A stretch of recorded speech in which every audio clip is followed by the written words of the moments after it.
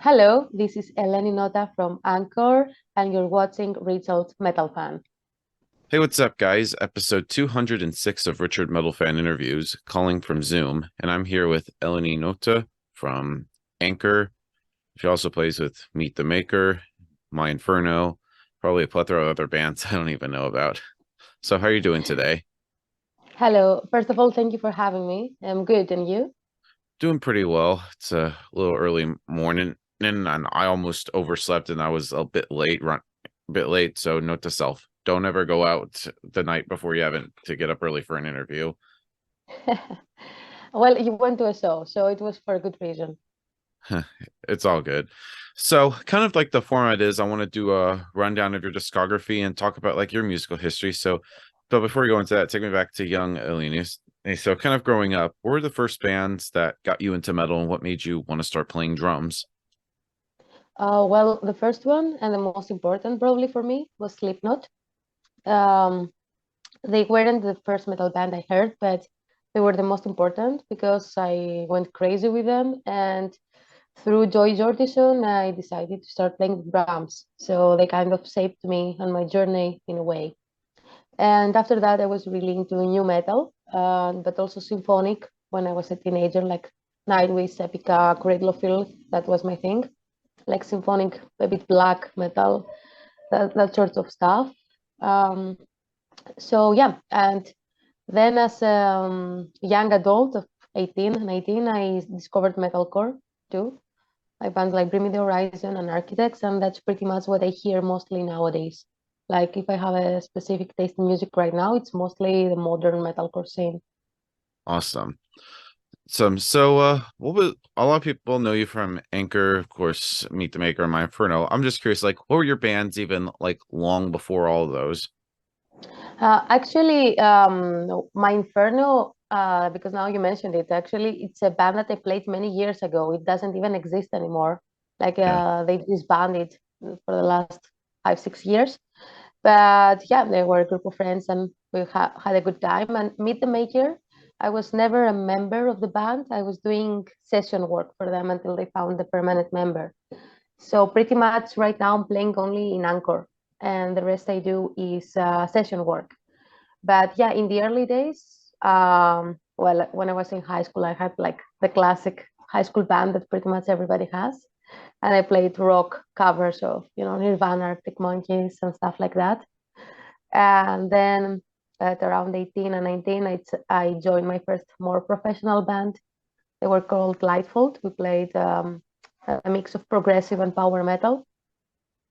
This was here in Greece, and after that, I joined a couple of bands like Ghost Season, that we played new metal, Mask of Prospero, that we played something like gent metalcore. Yeah. And also, I did a lot of session work throughout the year. So my name, like, is mentioned in several bands, but in many of them, I never played like as a permanent member. I was just filling in. Uh, Good to clarify.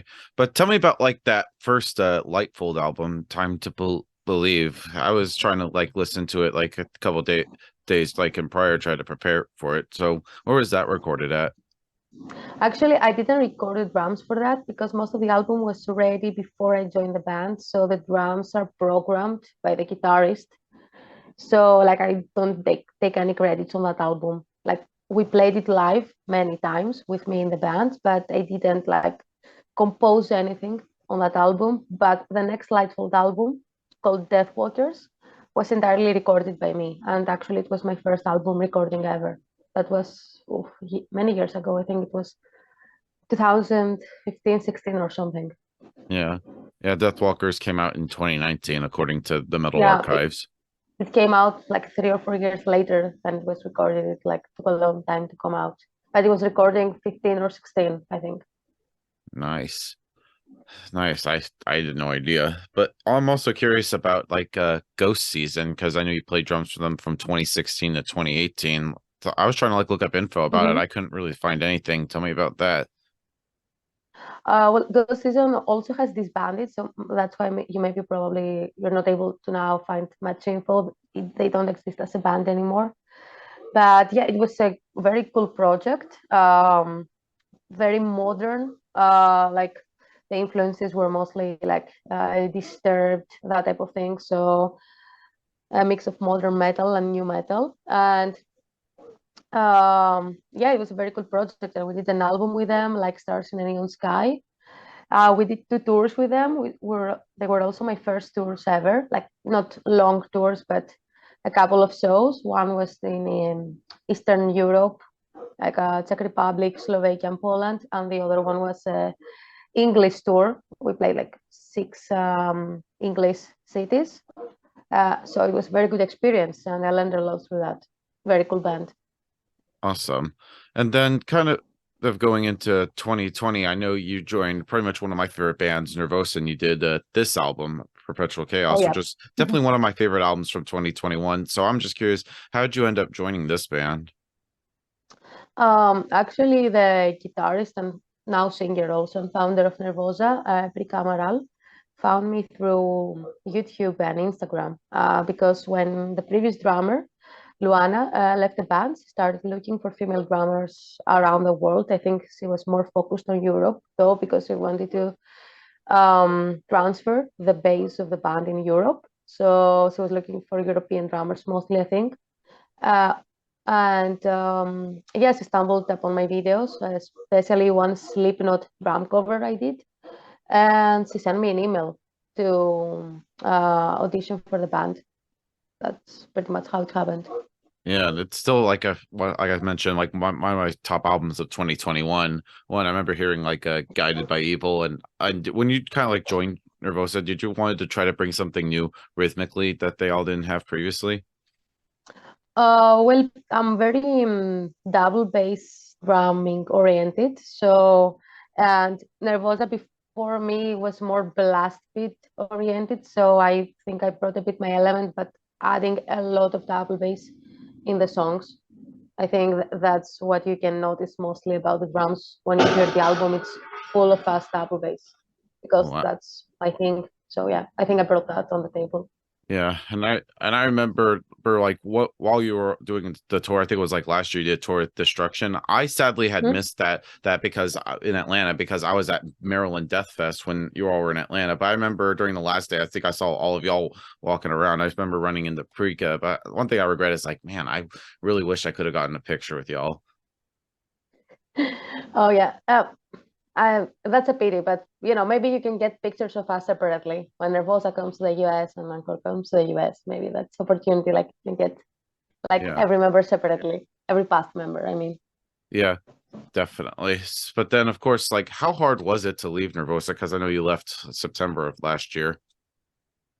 Yeah, it was emotionally a bit hard because when I joined Nervosa, I was pretty young. I was 25, so and I had so many dreams, playing in international band and the tours and everything. So when I had to leave, I kind of felt like my dreams were getting shattered. So it was kind of painful while it happened, but also I knew that that was the right choice for me. So it was a bit bittersweet, but it was hard. Like I thought, okay, maybe I will never play out of my country again or something. But then Ankor came to the picture. So, there was hope after all. But yeah, like the first weeks were a bit hard. And also while I was taking that decision, it was hard. Yeah. And how did you hook up with Anchor? Because I know they formed in 2003, but I know you joined last year. So how did you end up hooking up with those guys?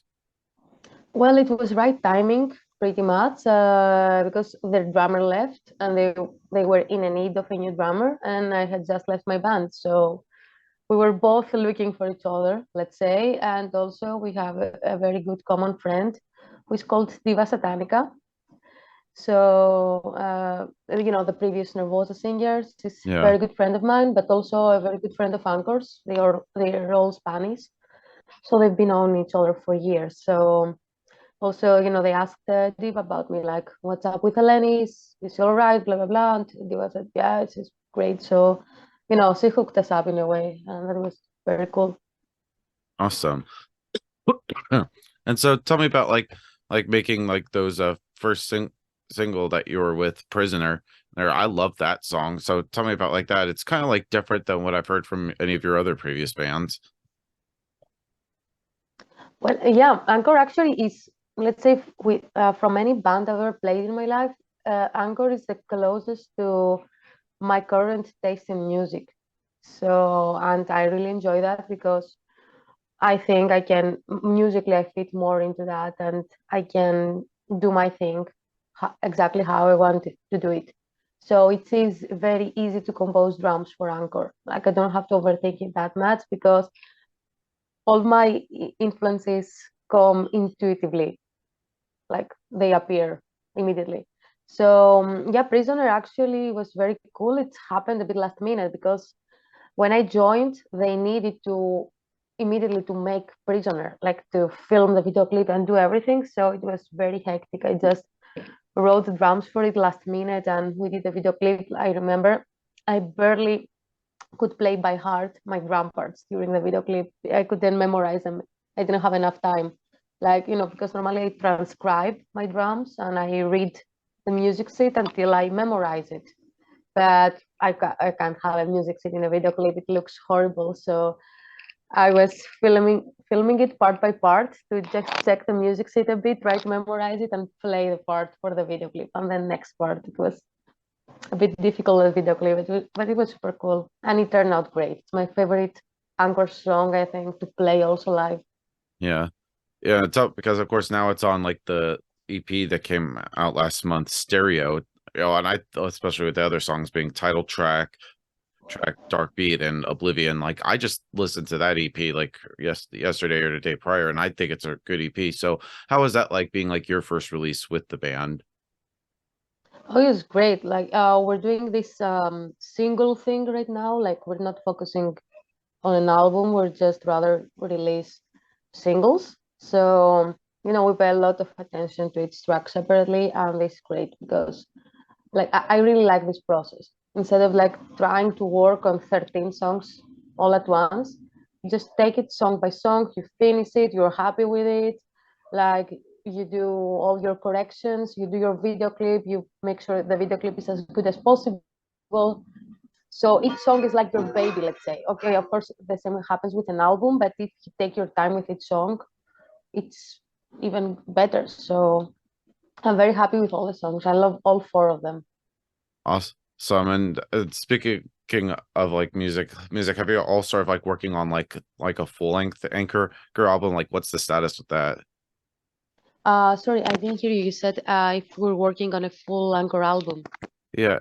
Are you like working on the on a full length thing? What's like the status with that? If you're allowed to say. For now, we're focusing on the singles because the thing we're doing chapters, and we're up to chapter 4, like with stereo. So, and the concept has a few more chapters. So we're focusing to finish those chapters to end the story because if you check the video clips in a row, they have a story. There's a storyline. It's not like random video clips. So we're focusing to finish that saga, let's say it, and then maybe we'll focus on an album, but who knows. But for now we want to finish those chapters and finish this story. Yeah, so you're basically like making like music videos for like all the songs that you release. Yeah. Yeah, that's a really great idea. Kind of like put it in a way, maybe once you have like everything all done, you could put it all together like a movie in a way. Yeah, I think it would be epic. exactly, that's the idea. Like it's kind of like a movie because the videographer is actually the guitarist of the band. David Romeo is like the tall guy that you see in the video clips, and he films all the videos. He's a filmmaker, and that was his idea to have a story with a start and an end. Yeah, I mean, it must be exhausting like filming like a bunch of music videos after a while because I know like Metallica did something with their new album where they've made music videos for every song on their album. Oh yeah, especially for him because he has to film it and edit it afterwards. We just play on them, but yeah, it's exhausting. It's exhausting Yeah, I because you have got to think of the concept, like materialize it, and everything takes a lot of time. yeah, and then you have to like quickly edit it to get it up there Hmm. ASAP. Yeah. Oh yeah. And kind of wanted to talk about like your drumming, and because I know you played like with a variety of different bands, like with going from Anchor to my Verno to Nervosa. Like, how different of like a mindset is it depending on the project Jack, do you have to like maybe adjust your playing depending on the type of bands that you're playing with, or are you allowed to like bring like your own kind of style within every project that you're in? It's 50-50, let's say, because pretty much all the bands I've played are a bit different from each other, or a lot different. So I cannot do the same thing in every band. It would sound weird and boring, and probably it wouldn't work. So I have to adapt for sure. I try to keep my style, kind of, but I have to adapt. For example, Nervosa played thrash death metal. I cannot have the same vibe as with Ankor. It's totally different type of music. So, and yes, sometimes like I might go a bit out of my style to fit more, but I think, when you're a musician, you have to do that occasionally.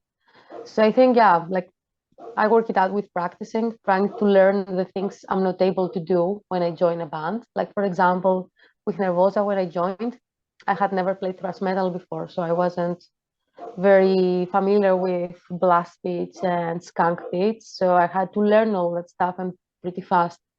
So to fit the music, because if I didn't do that, it wouldn't be Nervosa anymore. Yeah. So yeah, that's the thing. But yeah, I learn the stuff, but also try to put a bit of my element inside just to feel a bit more like home, let's say. But for example, with Ankor, it was more familiar for me because, as I told you, it's my type of music, so it was easier to adapt musically from the beginning. But yeah, a lot of practice and a lot of album listening, I guess, to get inspiration and influences, especially if you're not familiar with the type of music that you're called to play. All right. And when it comes to like recording thing on albums, and of course being the drummer, do you usually have like the entire like drum pattern and beat written and the rest of the band writes to that, or do you need to hear what the guitars are doing in order to lay down your parts? Normally, it depends on the guitars. Like I listen to the riffs, and that's how I compose my drums. Sometimes they might write, for example, also like some basic drum parts, just for me to know where they want me to stop and start again, to do some pauses and stuff. But yeah, like with many times I work without having drums as a bass. Like they just send me playing guitars. But yeah, I normally need the guitars. But once, yeah, I got asked to write the drum parts with nothing as an influence. Like they told me, write drum parts and we'll write everything on your drum parts. That was hard because I didn't have Yeah, any references. I just wrote a 4 minute song of drum parts. that's I insane. was trying to imagine a song. Actually, that's how Dark Beat from Ankor came to life pretty much. It started with my drums. And then David wrote the guitars and everything. Then I had to switch some of the drums because as David was composing the guitars, he started gaining more inspiration and he switched some parts that didn't fit the drums entirely. So then I had to adapt the drums again. But I think it paid off because Dark Beat's a very cool song. But Yeah, yeah, the composition started in a very weird way for that song. For the rest, it was the normal. They sent me the song, like the pre-production, and I wrote my drums. yeah, yeah. Because imagine if you like play drum, have a drum pattern, and the band has like a part. I'm pretty sure you've gotten like complaints like saying like this is like way off time or anything. Oh yeah, it's it's a bit weird, but it works sometimes, and it's a good challenge to do this because it's like a bit out of the box. Yeah.